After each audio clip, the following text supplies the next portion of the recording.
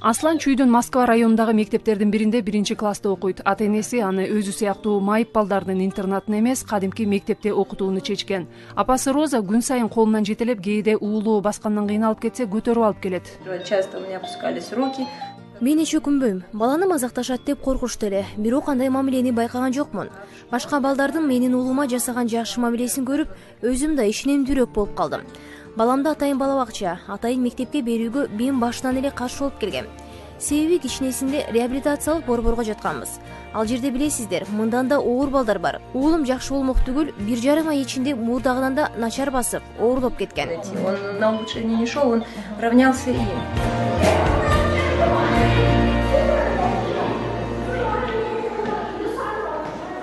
Бул коңшу Беловодская айылы. Кичинекей Мавлюда сабакты жакшы окуйт, кээде чыгып алып сүрөт тартат. Я думаю, она хорошо себя чувствует. Менимче, ал өзүн абдан жакшы сезет. Сабактарды өтө кызыгуу менен окуйт.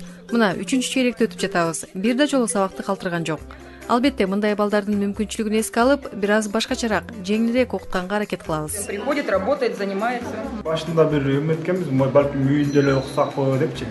Бирок анан ойлодук, элге аралашпаса бул кийин вообще эле аралашпай калат, келечегиде зыян кылып коебуз деп андан көрө окуткан жакшы деп бүт баарыбыз кеңешип өзүнүн чечими ушундай болду да. Негизи кош керек элгечи. Мамлекет инклюзивдик билим берүү аркылуу майып балдарды мектепке тартуу аракетин көрүүдө. Бирок адистер аларды коомго аралаштыруу канчалык эрте башталса, ошончолук натыйжалуу болоорун эскертүүдө. Дал ушул максатта былтыр 1-сентябрдан тарта Кыргызстандын баардык мектептеринде Наристе деп аталган программа киргизилди. Москва району сынак өтчү аймак катары тандалып алынды. Программа Билим берүү жана Илим министрлигинин Дүйнөлүк банктын техникалык колдоосу менен жүргүзүлүп жаткан мектепке чейинки билим берүү долбоорунун алкагында ишке ашырылууда.